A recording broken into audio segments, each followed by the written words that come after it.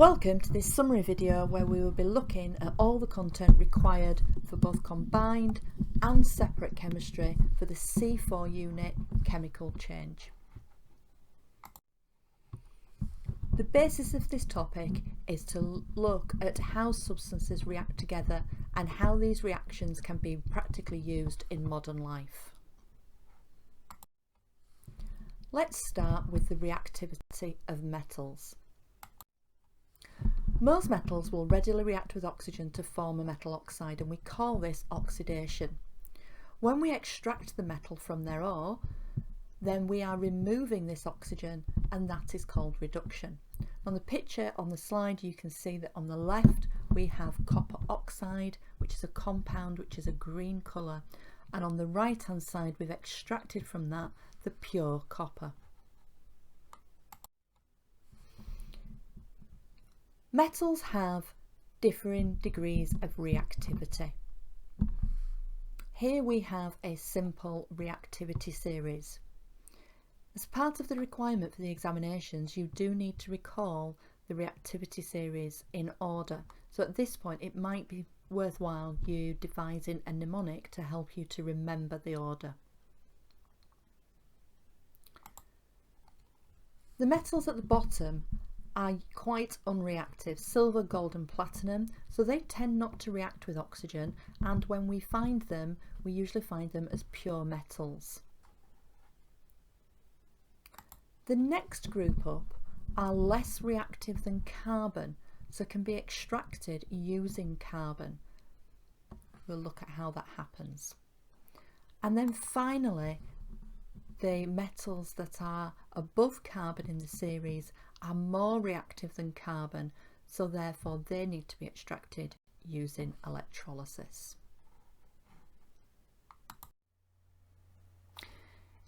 In this example we can see the extraction of iron using carbon. So the iron oxide is reacted with carbon in a blast furnace, which is the diagram on the left hand side, and there the carbon will remove the oxygen and we will get iron and carbon dioxide. So at this point the oxygen is being removed, so the iron oxide has been reduced by the carbon, and the carbon will have gained oxygen, so the carbon will have been oxidized. And the reason that this happens is down to the ability to gain electrons. So you'll think right back to when you've been doing atomic structure and bonding, and the fact that elements all want to gain full outer shells of electrons, and that they can do this by transferring electrons between each other. In this case the carbon is more reactive than the iron, so it will be more able to attract those electrons and form a compound with oxygen than the iron is. So that is why the carbon will effectively remove the oxygen and leaving behind iron. By using this same principle of every electron wanting to have a full outer shell of electrons, then more reactive metals can also displace less reactive metals from their compounds. And so in the example shown on the slide now, we have zinc reacting with copper sulfate. Zinc is a more reactive metal, so it's more likely to gain those electrons. So the zinc forms a compound with the sulfate, and that leaves behind pure copper. If we then go back to our reactivity series, we can see that metals above carbon must be extracted using electrolysis. We also use the process of electrolysis to purify copper. Electrolysis then is the splitting of an ionic compound into its elements using electricity. And you can see here on this diagram that we have electricity, and that the solution is known as an electrolyte, and then we also have electrodes. It's important that if they ask you to draw this setup in an exam, that you actually draw it as a full circuit, including the power supply. So here we have a diagram of an electrolysis practical, which you may have done in the past, and you can see that we have a power source and we have two electrodes called the cathode and the anode, and that the ions are being attracted to each of the electrodes. And if you follow the positive down to the anode, you can see that the negative ions, the anions, are being attracted to that. And on the left hand side, where we have our negative electrode, the cathode, the positive electrons are being attracted to that. The solution, or the liquid, is an electrolyte. Now, students sometimes worry about remembering the names of the anode and cathode, but don't panic. Positive is the anode, negative is cathode. Okay, so positive anode, negative is cathode. Don't panic. Okay, for electrolysis to occur, the ionic compound must be in a liquid form, either molten or dissolved in water, so that the ions can move to the electrodes. Let's now look at a short animation of the electrolysis of molten lead bromide. Let's take a look at the electrolysis of lead bromide. Lead bromide is an ionic compound, so at room temperature it will be a solid. So the first thing we need to do is to heat the solid until it becomes a liquid. For electrolysis to occur, the substance must be a liquid. So here we've heated it until it has become molten, and then applied the electricity. When lead bromide becomes a liquid, it will have lead 2+ ions and bromide- ions. These will be attracted to the oppositely charged electrodes. The lead ions, which have a positive charge, would be attracted to the negative electrode, where they would receive 2 electrons and become overall neutral and become a lead atom.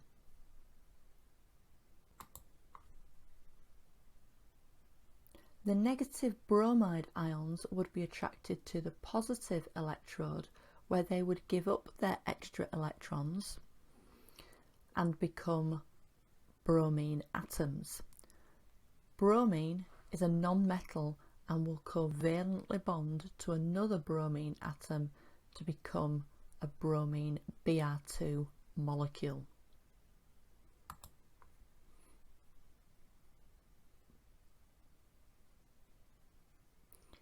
At the end of the process, you can then see that we can separate the two things, because the lead will be a solid at the bottom of the dish, and some of the bromine will have been released as a gas and the rest of it will be a liquid. You can see that the equation for the reaction, lead bromide, will be electrolyzed to form its elements, lead and bromine. So we've used electricity to separate the ionic compound back into its original elements. Okay, so to summarise that, opposites attract. The positive metal ions move to the negative electrode, and the negative non-metal ions will move to the positive electrode. Going back to the reactivity series then, metals above carbon in the reactivity series can be extracted using electrolysis, and the one that is most frequently asked is about the extraction of aluminium. You can see that sits just above carbon. So aluminium is extracted from aluminium oxide using electrolysis, and on the right hand side here you can see a diagram of a typical electrolysis cell. So we have the two electrodes. The positive electrodes are suspended in the electrolyte solution, and the negative electrode forms the outer casing. Now, aluminium oxide has an extremely high melting point and it does not dissolve in water. So to get it into a liquid form takes a huge amount of energy. And scientists realised that they could decrease the melting point by adding a substance called cryolite. So aluminium oxide is mixed with cryolite and then heated until it becomes a liquid.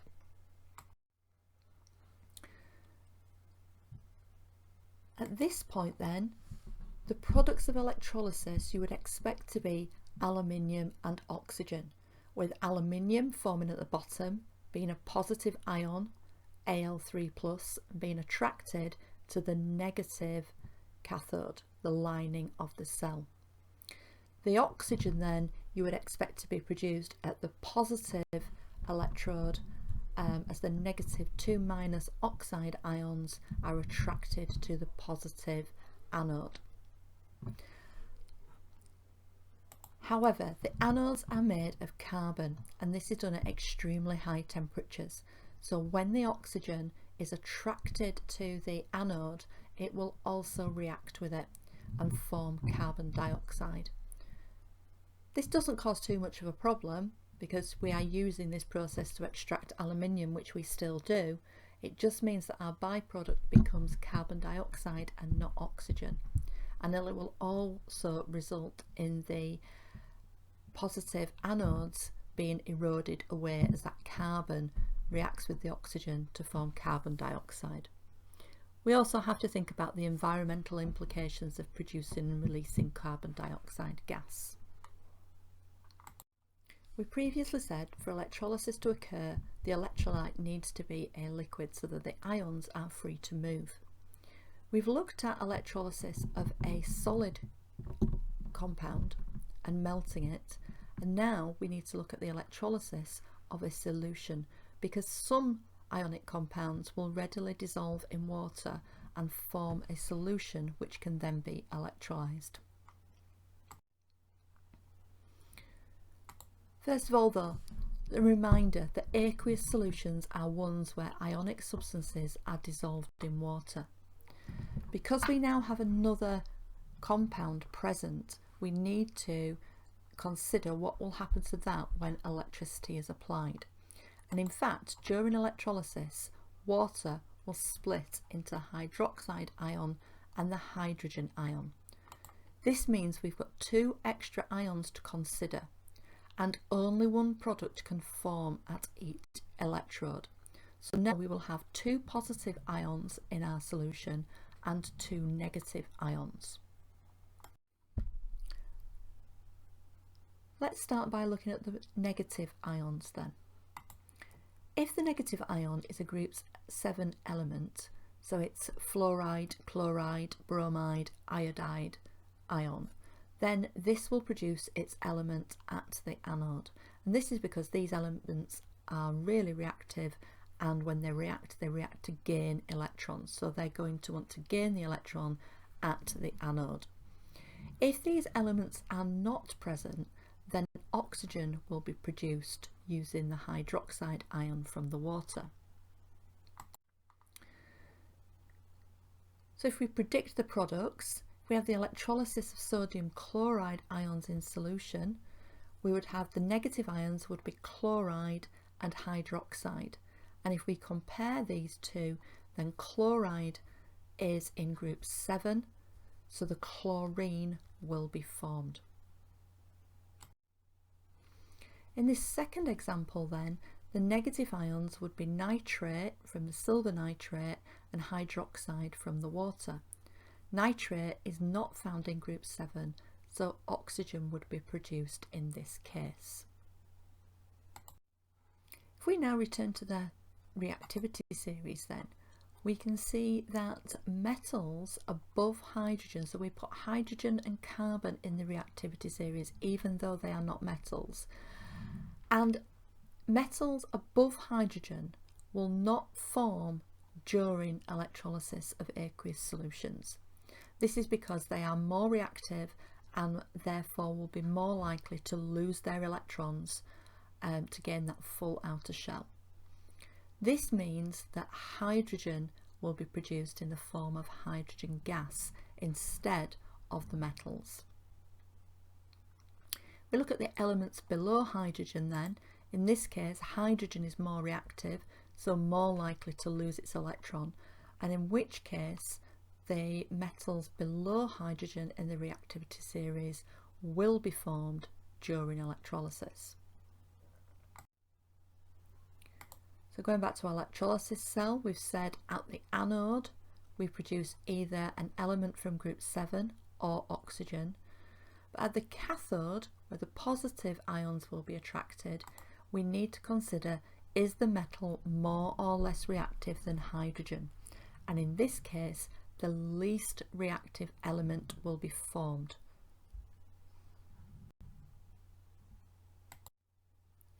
So looking at examples of this then, if we consider silver nitrate again, this time the positive ions would be silver and hydrogen. Hydrogen is more reactive than the silver, so the least reactive is formed, so we would get silver metal in this case.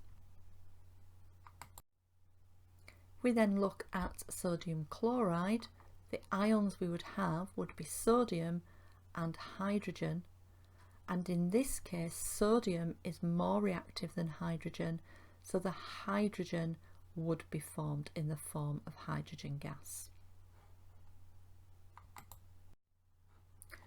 For students studying the higher tier then, you need to be able to express the formation of the products in electrolysis as half equations.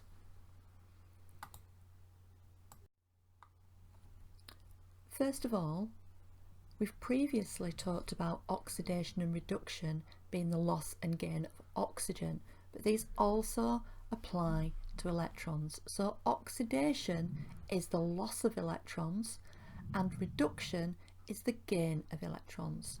And you can see here we've got the little diagram with just a little phrase, Leo the lion says goes grr, to help you to remember: lose electrons, then you are oxidized; gain electrons, then you are reduced.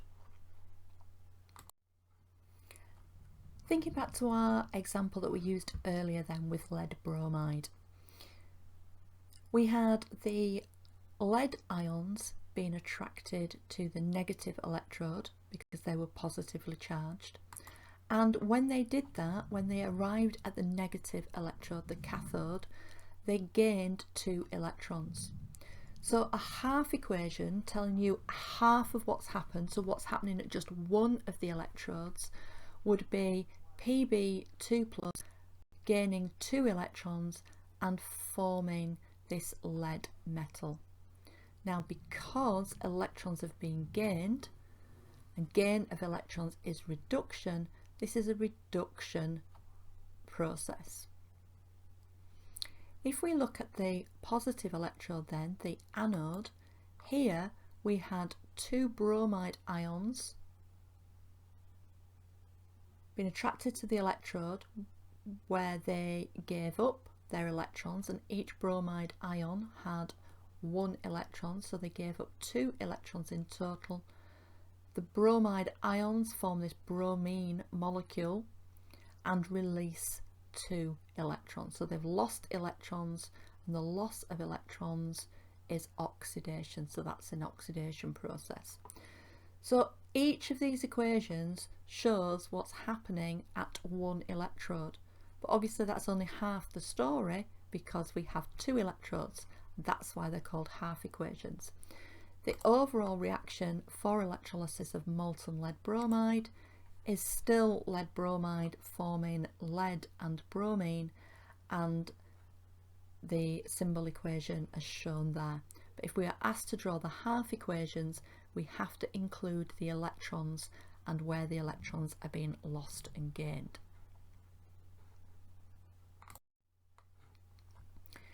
We go back to our aqueous solutions then, and we remember that the negative ions, if you have an element that is in group 7, then that is formed.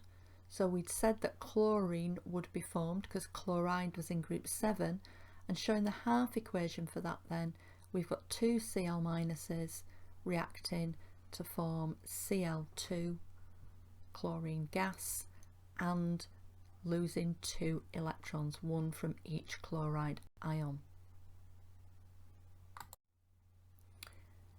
In the example with the nitrate then, we said this time there wasn't a group 7 element present, so oxygen would be formed, and in this case then the half equation for that is 4 hydroxide ions reacting together to produce 1 oxygen molecule, 2 water molecules, and releasing 4 electrons. It's losing electrons, so that will still be oxidation. And doing that again then for the positive ions. So we said in this case silver was the least reactive, so to illustrate what happened at that electrode, we have silver gaining 1 electron and returning to its silver metal. Remembering that this atom then will not have a full outer shell of electrons.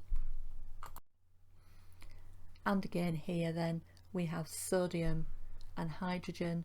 We said that hydrogen was the least reactive and that would form, but hydrogen exists as H2 gas, so we need 2 H plus ions which each gain 1 electron, and then they will form hydrogen gas.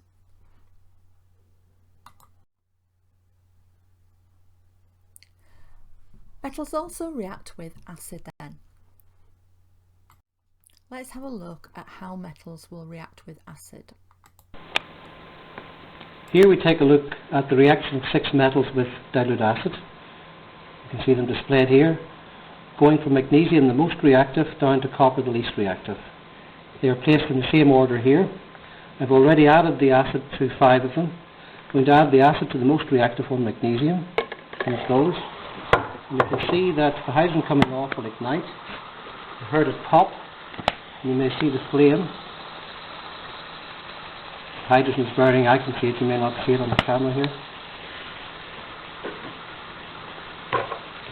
If I was to give magnesium a score of 9 out of 10, aluminium, which should be the next most reactive, at the moment, due to a thick, stable oxide coating on its surface, it's reacting with a score of perhaps 2 or 3 out of 10 only. In fact, at this stage, the zinc is reacting considerably more vigorously. According to the bubbling I see here, I might get awarded a score of 5 or 6. Here we've got the iron, and all I can see is a slow stream of bubbling coming up from the iron. I might award that a score of 1. With the lead, we just get the very occasional bubble produced, and I would award that a score of much less than 1, perhaps something like about 0.0001, a very low score but not 0. Copper has absolutely no reaction, no bubbles being formed, so I would award that a score of 0. Returning to the aluminium, I'm returning now to the aluminium, and you see the reaction is really taking off. You heard the hydrogen popping. You may see it burning there in the background. So after about 3 minutes, the acid has eaten its way through that protective oxide coating, and now we're seeing the true reactivity of aluminium. And now, instead of a score of just 1 or 2 out of 10, quite happy to award it a score of maybe as much as 7 or 8. So we see here the true reactivity of aluminium with dilute acid.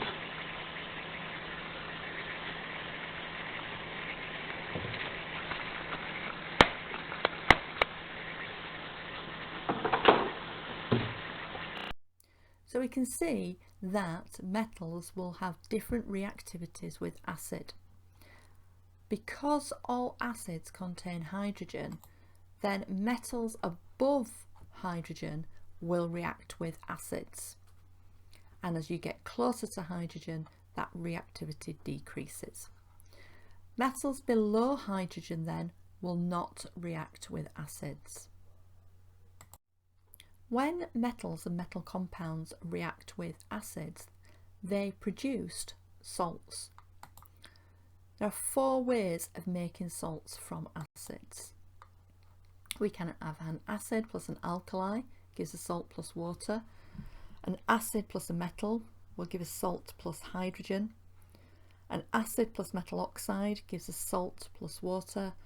And an acid plus a carbonate gives a salt plus carbon dioxide plus water. So you can see in all of these a salt is produced. In all but a pure metal, then water would also be produced. However, if we've just got a metal, we only get hydrogen. And then a carbonate, because we've got that carbon in there, we can also produce carbon dioxide.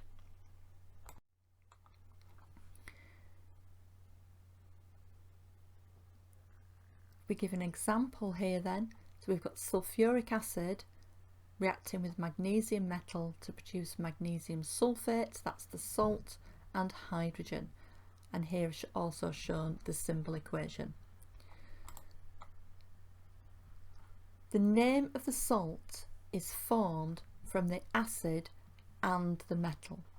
So the second part of the salt comes from the acid, and hydrochloric acid will form chlorides, sulfuric acids will form sulfates, and nitric acids will form nitrates.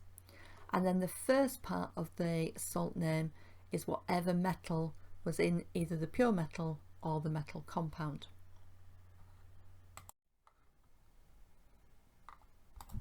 Looking at some examples of naming salts then, if we look at the first one, calcium hydroxide is reacting with hydrochloric acid, so it's going to be a chloride because it's from hydrochloric acid, and the metal will be calcium. So our salt is calcium chloride. And our next one, magnesium oxide, reacting with nitric acid, it will be a nitrate, and the metal is magnesium, so it will be magnesium nitrate. The third one then, we're reacting it with sulfuric acid, so it will be a sulfate, and our metal is copper, so it's copper sulfate. Next one a little bit trickier then, so it's nitric acid, so it will be a nitrate, and ammonia doesn't contain any metals, but it does form the ammonium ion, so it'll be ammonium nitrate. And then finally sulfuric acid, so it's a sulfate, and the metal is potassium in potassium hydroxide, so our salt would be potassium sulfate. Let's now have a look at this required practical for making soluble salts. So the first step would be to react copper oxide with an acid. So for example, we might use sulfuric acid, and what we do is we add enough copper oxide until it stops reacting, and we know that it stopped reacting because it's in excess and we still have some copper oxide present. We now have all the acid has reacted and we have some unreacted copper oxide, which is a solid. So this means that we have a solid and a liquid, and the easiest way to separate that is using filtration. So we add this solid in excess because it's a very, very simple process to then separate the solid from the liquid. So the unreacted copper remains in the funnel, and our filtrate, the liquid, will then be our copper sulfate salt solution. It is a solution, it's still in water because that was one of the other products of the reaction. So now we need to remove the water. So we place the copper sulfate solution in an evaporating basin above a beaker of boiling water, And at this point we are not aiming to remove all the water from the copper sulfate solution. At this point all we want to do is to concentrate the solution and remove some of the water. Once we've done that, we then take the evaporating basin with the remaining copper sulfate solution that's now more concentrated, and we leave that to evaporate at room temperature. We would then be left with copper sulfate crystals.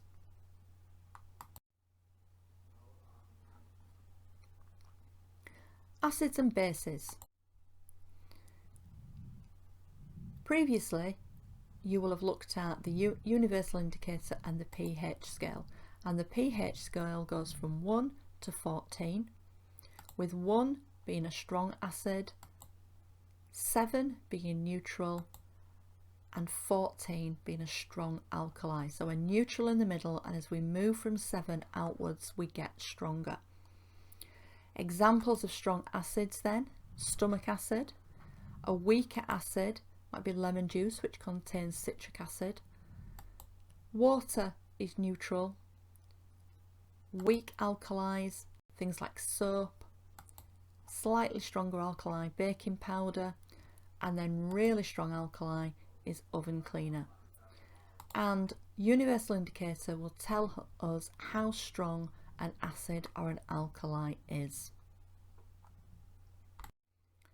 So acids are substances that have a pH below 7 and turn universal indicator yellow, orange or red.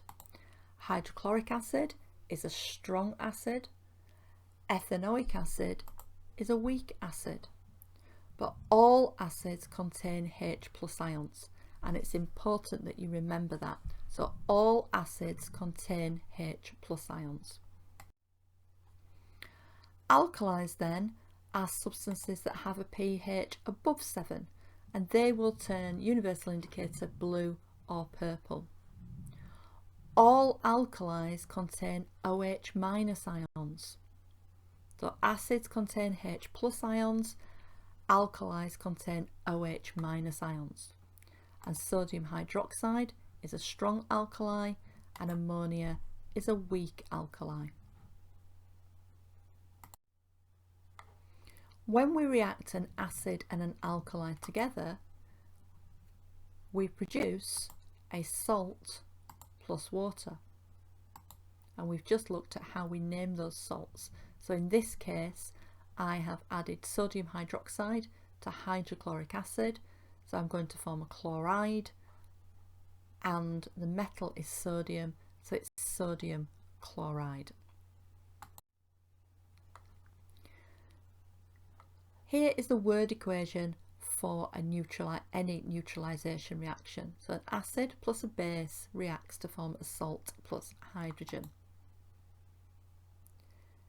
If we're looking at the ions, acids contain H+ ions, and hydroxide ions are in all alkalis. So when the H+ and the OH- react together, they form water. And this is the ionic equation for neutralization. If you are studying the higher tier, then you will also need to know the difference between strong and weak acids. So strong acids are acids which can be fully ionized in water. This means that all the acid particles dissociate to release their H+ ions. Examples of strong acids are hydrochloric acid, sulfuric acid and nitric acid. And because they release lots of ions, it means their reaction is very quick. So here we have a diagram of sulfuric acid, and you can see in this case that the sulfuric acid molecule, once it's got in water, has released 2 H+ ions. So it's released all its H+ ions when it's added to water. This would be a strong acid. In comparison then, weak acids only partially ionize in water. That means only a small portion of the acid particles will dissociate to release H+ ions. Examples of this are ethanoic acid, citric acid and carbonic acid. You'll see each of these acids contains the element carbon. If we show the diagram this time, then we can see that ethanoic acid is an equilibrium reaction when it reacts with water, and this means that at any time we will have both the reactant and the product present. So that means that not all of the molecules of ethanoic acid will release hydrogen ions. Places we use these acids then, carbonic acid, you will find in fizzy drinks. The carbon dioxide making them fizzy turns this into carbonic acid with water. Ethanoic acid is an example of vinegar, and citric acid we find in citrus fruits. Looking at the diagrams then, so here I have a strong acid, and you can see that here all my ions are separated. None of my H pluses and my Cl minuses are joined together. The red and white molecules represent water. On the right hand side then I have a weak acid, and here you can see only 2 H plus ions have been liberated, and all the rest of the molecules are still joined together. So that means only a small amount of H plus ions are present, and that is why it is a weak acid. Let's take a minute to consider concentration then. Concentration of an acid tells us the amount of acid molecules in a given volume of solution. So if we have a dilute acid, like the one on the left, there's only a small number of acid particles in it, whereas the one on the right, which is concentrated, has a lot of particles in it. We must not confuse the words concentrated and strong. So a strong acid is something that fully dissociates, whereas a concentrated acid means there's lots of acid molecules in a given volume. So here we have an example with our strong acid where everything's fully dissociated, so we know it's a strong acid.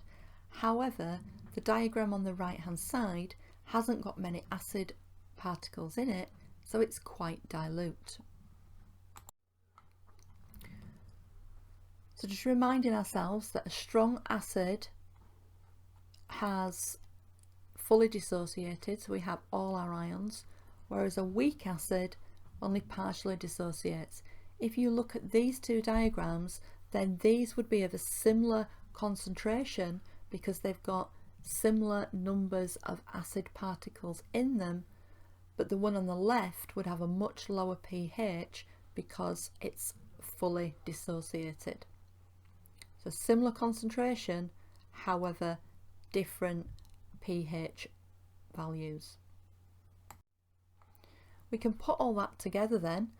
So we have our strong acid on the left hand side where everything has fully dissociated, and we can compare that to our weak acid where things have only partially dissociated.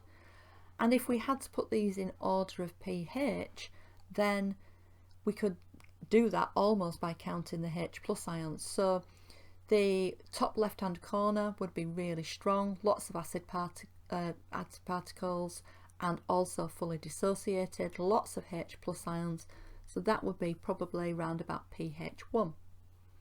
If we come below that then to our diluted strong acid, we can still see that we're fully dissociated and there's 3 H pluses there. If you compare that to the weak concentrated acid that only liberates 2 H pluses, that means that the dilute strong acid would have a lower pH than the concentrated weak acid. And then the lowest pH of all would be the diluted weak acid.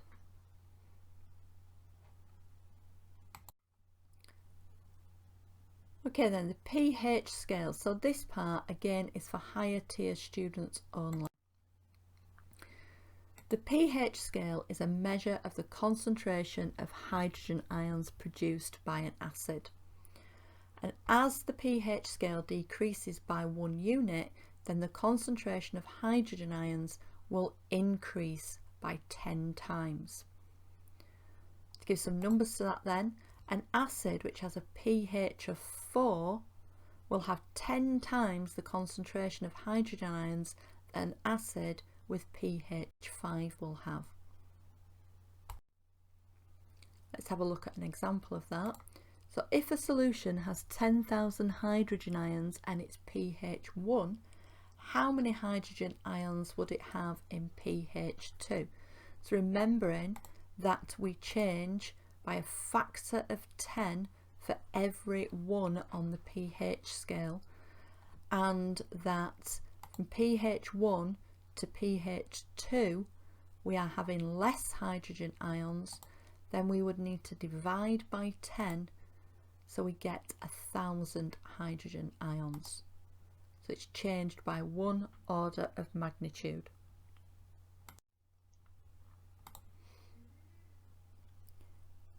Just have a look at another example then. So if a solution has 10,000 hydrogen ions in pH 1, how many will it have in pH 3?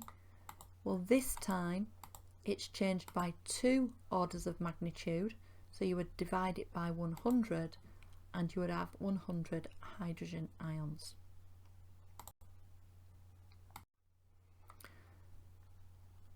Titrations is triple only content. It is applicable at both higher and foundation level. Let's start by considering universal indicator. Universal indicator has 15 different colours, and some of them are different shades of one colour. So there's a few of them that are different shades of blue, that are different shades of green.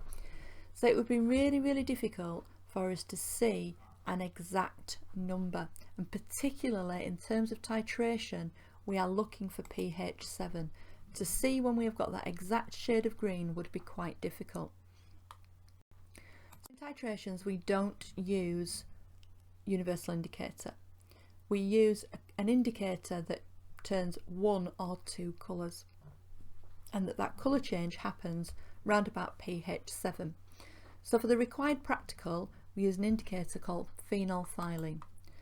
Now phenolphthalein is pink or colourless. When it's in alkali it's pink, and when it gets to pH 7 it becomes colourless. So it's really easy to see when the colour disappears, and we call that the end point.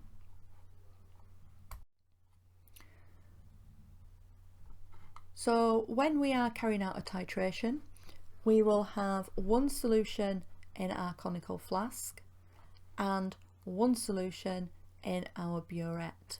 In this case I have got the sodium hydroxide with my indicator in the bottom, so the indicator will be pink because that's an alkali, and I will have measured very accurately with a pipette 25 centimeters cubed of sodium hydroxide and place that in the conical flask. In the burette then I have my acid. I will then add the acid to the alkali until I just see a change in colour from pink to colourless. At this point I stop and I take the reading on the burette, remembering to record that value. 2 pieces of equipment I mentioned then. So we have a pipette and we have a burette. The pipette is exact, but it measures a fixed volume. So in our conical flask at the bottom, every time we would want 25 centimeters cubed, so we would use a 25 centimeter cube pipette to measure that, so it's the exact same amount each time. In my burette then, I'm still very accurate, so it's an exact measure, but my volume will vary. So the thing that I want a variable volume of, then that will go in my burette. So a commonly asked question, pipettes are used to measure fixed volumes, whereas burettes are used to measure variable volumes.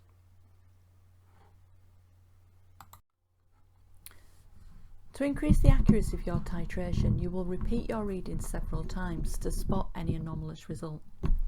In the first instance, you do a rough titration, which gives you an approximate idea of where the colour change occurs. After this, you need to be much more accurate, and at the end, nearing the end point, you will add the acid drop by drop. This is then not an example of where you just repeat it 3 times. You need to repeat it until you get answers within 0.1 centimetres cubed of each other, and this may take several attempts. You might do it 5 or 6 times, but once you have got 2 or 3 answers that are within 0.1, these are called concordant results. These are the results that you will use to calculate your mean, and you ignore all the other results. So you only use concordant results to calculate your mean.